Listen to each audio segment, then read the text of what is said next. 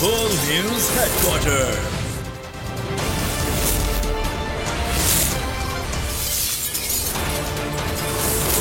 Full News Headquarters. अस्सलामुअलैकुम। बोल news headquarters के साथ मैं हूँ अफशीन कुरैशी। मैं हूँ आपके साथ अमशद साजिद। हेडलाइंस आपने जानी, टॉप स्टोरीज में आज आप जान सकेंगे। पीटीआई पर सख्ती की प्लानिंग, अजीमुशान जलसे की तैयारियां, मोबाइल हथियार सोच तलवार, और तबाहकारियां ना थम सकीं। सबसे पहले आपको बताएंगे कि मुझे नॉकआउट करने के लिए तोशा खाना केस, ममनुआ फंडिंग केस चलाया जा रहा है। चेयरमैन तहरीक इंसाफ इमरान खान की जूम कॉन्फ्रेंस के दौरान बातचीत, कहा उनकी प्लानिंग है कि तहरीक इंसाफ पर सख्ती करो। प्लान ये है कि जो मेरी आवाज है उससे बंद किया जाए।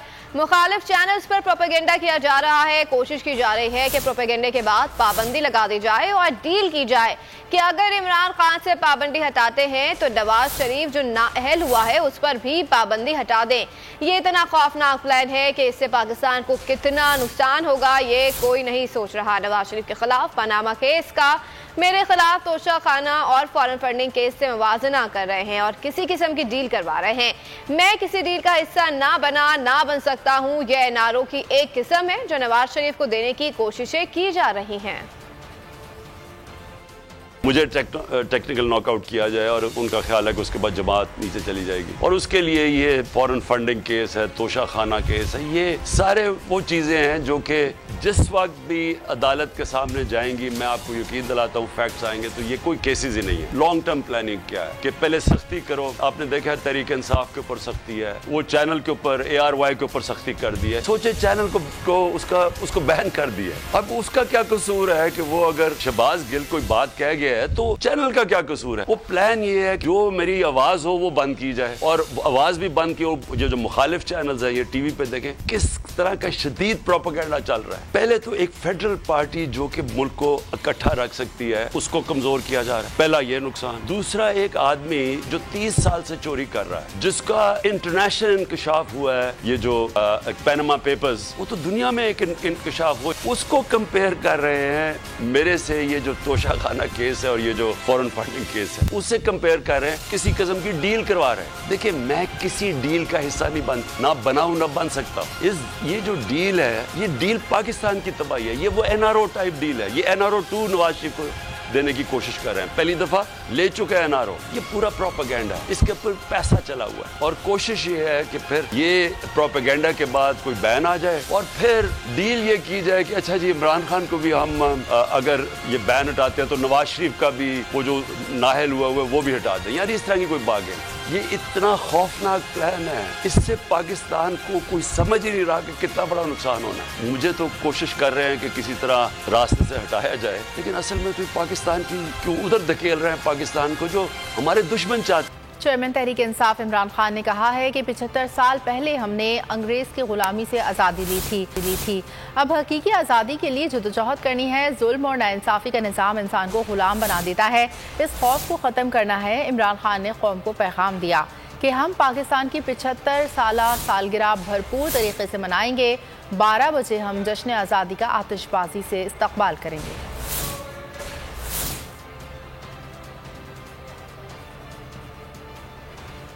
एक आज़ादी मिली थी हमें 75 साल पहले।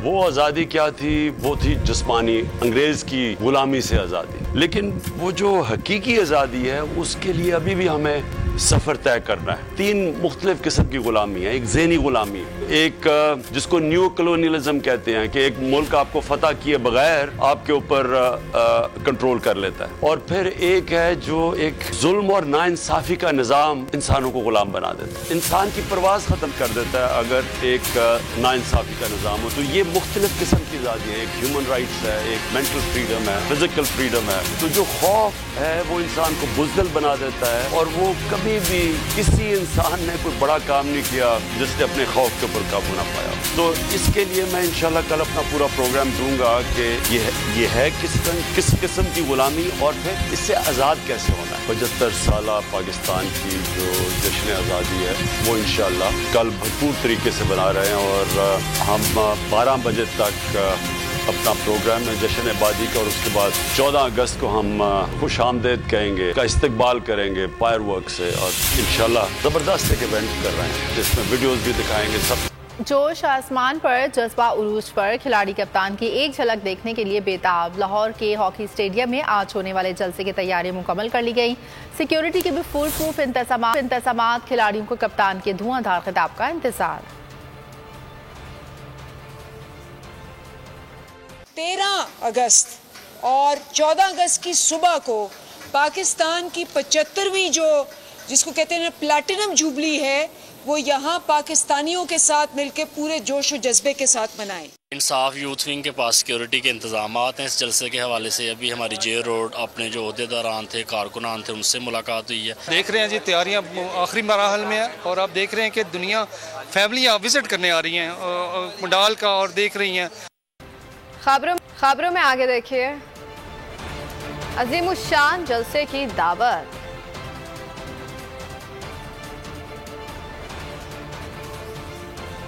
اور شیخ رشید کا مشورہ کیا؟ لاہور کے ہاکی اسٹیڈیم میں تحریک انصاف کی حقیقی آزادی کا جشن منانے کی تیاریاں۔ پاکستان سمیت دنیا بھر سے لوگ لاہور پہنچنا شروع ہو گئے ہیں۔ مانچسٹر سے آئی فیملی کا کہنا ہے کہ ہم بالخصوص حقیقی آزادی کے جلسے میں شرکت کے لیے پہنچے ہیں۔ ہمیں کچھ دن بعد آنا تھا، لیکن آزادی کے اس جشن میں شرکت ضروری تھی۔ فیملی نے عمران خان کے دوبارہ وزیر اعظم بننے کی خواہش کا اظہار بھی کر دیا۔ یہاں پر آپ کو اپڈیٹ کر رہے ہیں، تیاریاں عروج پر ہیں۔ لاہور کے ہاکی اسٹیڈیم میں تحریک انصاف کے حقیقی آزادی کا جشن منانے کی تیاریاں۔ پاکستان سمیت دنیا بھر سے لوگ لاہور پہنچنا شروع ہو گئے ہیں۔ مانچسٹر سے آئی فیملی کا کہنا ہے کہ ہم بالخصوص حقیقی آزادی کے جلسے میں شرکت کے لیے پہنچے ہیں۔ ہمیں کچھ دن بعد آنا تھا، لیکن آزادی کے اس جشن میں شرکت ضروری تھی۔ فیملی نے عمران خان کے دوبارہ وزیر اعظم بننے کی خواہش کا اظہار بھی کر دیا ہے۔ عظیم الشان جلسے کے حوالے سے آپ کو اپڈیٹ کر رہے ہیں۔ جوش آسمان پر ہے، جذبہ عروج پر ہے، کھلاڑی کپتان کی ایک جھلک دیکھنے کے لیے بےتاب۔ اس حقیقی آزادی کے لیے ادھر آئے ہیں لاہور میں، ٹھیک ہے، صرف اسپیشلی جلسے کے لیے۔ بیسک ہم نے جلسے سے بعد آنا تھا، اس لیے ہم نے پہلے پروگرام بنا لیا آنے کا ادھر نا، تاکہ ہم آزادی میں شرکت کر سکیں۔ ہر ایک پیسہ ورتھ اٹ ہے یہاں آنے کے لیے، اور ہم اوروں کو بھی ساتھ لے کر آئے، اور بھی فیملی کو بھی۔ پاکستان زندہ باد، انشاءاللہ عمران پرائم منسٹر بن جائیں گے۔ بس تھوڑا سا انتظار، عمران خان بھرپور جوش دکھائیں گے۔ لاہور کے ہاکی اسٹیڈیم میں عظیم الشان جلسہ ہونے والا ہے۔ غلامی سے آزادی کے لیے آج سارے لاہور کو آنا ہوگا۔ P T I general secretary Asad Umar کی عوام کو جلسے میں شرکت کی دعوت۔ کہا صوبوں میں اسکرینز لگا رہے ہیں، جیسے ہی 12 بجیں گے ترانہ شروع ہوگا، عوام فیصلہ کر لیں انہیں کیا کرنا ہے۔ سارے لاہور والوں کو میں یہاں پہ شرکت کے لیے دعوت دینا چاہتا ہوں، اور خاص جو لمحہ ہوگا، اور یہ سارے یہاں پر تو لاہور والوں کو دعوت دے رہا ہوں، لیکن سارے پاکستان کو، عوام کو، ہم ملک کے اندر خصوصی طور پہ باقی جو سارے صوبے ہیں وہاں پہ اسکرینیں لگوا رہے ہیں۔ رات کے 12 بجے جیسے ہی 14 اگست ہوگی، قومی ترانہ پڑھا جائے گا، خان صاحب بھی پڑھیں گے، ہم سب یہاں پہ پڑھیں گے، پورے اسٹیڈیم والے، اور میں چاہتا ہوں پوری قوم یکجا ہو کے کل رات کو یہ قومی ترانہ پڑھے، اور ساری دنیا میں اس قومی ترانے کی گونج سنائی دے۔ اعلان کیا ہوا تھا لانگ مارچ کریں گے اور حکومت گرا دیں گے، اور لوگوں نے کہا جی ان کو فلانی جگہ روک دو اور ادھر روک دو، اور عمران خان نے کہا کیوں روک دو، آنے دو، ان کا حق ہے وہ کریں جلسہ۔ لیکن جس قسم کے کام ہو رہے ہیں تو شاید میرے خیال میں ضرورت ہے کہ اگر چلیں آپ نے پرچے کٹوانے تو پرچے کٹوانے ہمیں بھی آ۔ اپنے موبائل فونز کو ہتھیار بناؤ، سوچ کو تلوار بناؤ۔ سربراہ عوامی مسلم لیگ شیخ رشید کا نوجوانوں کے نام پیغام۔ کہا 140 ملین نوجوانوں کے پاس فون کی شکل میں کلاشن خوف ہے، نوجوانوں کے سامنے کوئی کھڑا نہیں ہو سکتا۔ آپ کو ملک کے مستقبل کی کمان سنبھالنی ہے۔ پوری قوم سے اپیل کروں گا کہ 13 اگست کے جلسے میں شریک ہوں اور عمران خان کا ساتھ دیں۔ شیخ رشید نے اکتوبر نومبر میں الیکشن کی پیش گوئی بھی کر دی۔ کی آواز ہے 140 ملین نوجوانوں کی جیب میں فون کی شکل میں کلاشن کوف ہے، ان کے آگے کوئی کھڑا نہیں ہو سکتا۔ میں ساری قوم سے کہوں گا کہ کل لاہور کے جلسے کو کامیاب کریں، اور انشاءاللہ تاریخی ہوگا۔ ہمارا خود لال ویلی کے بعد 13 اگست کو پچھلے 50 سال سے جلسہ ہوتا ہے، اور یہ جو ہتھ کنڈے استعمال کر رہے ہیں یہ ان کے آگے آئیں گے۔ مجھے پورا اللہ پہ امید ہے کہ اکتوبر نومبر میں انتخاب ہوں گے، ورنہ سب گھر جائیں گے۔ پی ٹی آئی واحد جماعت ہے جو عوام کے فنڈ سے چلتی ہے، ہمارے پاس دوسروں کی طرح فورن فنڈنگ نہیں۔ پی ٹی آئی رہنما عمران اسماعیل کا رد عمل، کہا کون بھارت سے پیسے لیتا رہا، اسامہ بن لادن سے کون پیسے بٹورتا رہا۔ پی ٹی آئی نے 40,000 ٹرانزیکشن کے شواہد پیش کیے۔ علی زیدی نے کہا تحریک انصاف کے خلاف سازش ہو رہی ہے، تاثر دیا جا رہا ہے کہ فوج اور پی ٹی آئی مخالف ہیں، فوج ہماری ہے، شہداء ہمارے ہیں، عوام بھی ہمارے ساتھ ہیں۔ پاکستان تحریک انصاف واحد جماعت ہے پاکستان کی جو یہاں پہ سیاست کرتی ہے، باقی جماعتوں کی فنڈنگ کہاں سے ہوتی ہے؟ کوئی ایک تو کھولے نا اکاؤنٹ، مسلم لیگ کا کھولیں، جے یو آئی کا کھولیں، پیپلز پارٹی کا کھولیں، کسی کی تلاشی تو لیں، پتہ لگ جائے گا کس طرح چل رہی تھی پارٹیاں ان کی، بتایا جائے نا ہمیں، پتہ تو چلے۔ اس سے پوچھنا ہمیں جرم قرار دے دیا جائے، آپ ان کی بات کیوں کر رہے ہیں، آپ اپنی بات کریں۔ ہم نے ہمارے اکاؤنٹس تو کھلے ہیں، ہمارے تو اکاؤنٹس ڈکلیئرڈ ہیں، لیکن جس طرح کی حرکتیں یہ کرتے ہیں، اور یہ جو کنسپریسی ہے جو خان صاحب نے اس دن کہا کہ ایک کنسپریسی ہیچ ہوئی ہے، ایک سازش ہے کہ یہ نیریٹو بلڈ کیا جائے کہ جی ہم یہ ایکسپوز ہو چکا ہے اور یہ اب عوام میں نہیں بک رہا، اور انشاءاللہ تھوڑے دن میڈیا میں بھی نہیں بکے گا، اور یہ پاک فوج میں بھی نہیں بکے گا۔ لیکن ہماری فوج ہے، ہمارے جوان ہیں، ہم سکون سے سوتے ہیں ان کی وجہ سے۔ جو شہید ہوئے لوگ ان میں میرے دوست تھے وہ، تو میں اس کی بڑی شدید الفاظ میں مذمت کرتا ہوں جو اس طرح کی حرکتیں کی ہیں۔ جو صورتحال ڈیولپ ہو رہی ہے، کل لاہور کا جلسہ ہے، وہ لاہور کے جلسے کے بعد پھر اگلا پلان ہم آپ کو کراچی کا۔ آرمی چیف ایئر کمر جاوید باجوہ کے لیے بڑا اعزاز، برطانوی رائل ملٹری اکیڈمی کی پاسنگ آؤٹ پریڈ میں بطور مہمان خصوصی شرکت کرنے والے پہلے پاکستانی آرمی چیف بن گئے۔ پریڈ سے خطاب میں کہا کہ میرے لیے سینڈہرسٹ پریڈ میں شرکت کرنا منفرد اور بڑا اعزاز ہے۔ پاسنگ آؤٹ پریڈ میں پاکستان کے 2 کیڈٹس بھی شامل ہیں۔ پاسنگ آؤٹ پریڈ میں شامل نوجوانوں پر اتنا ہی فخر ہے جتنا 2 پاکستانی کیڈٹس پر ہے۔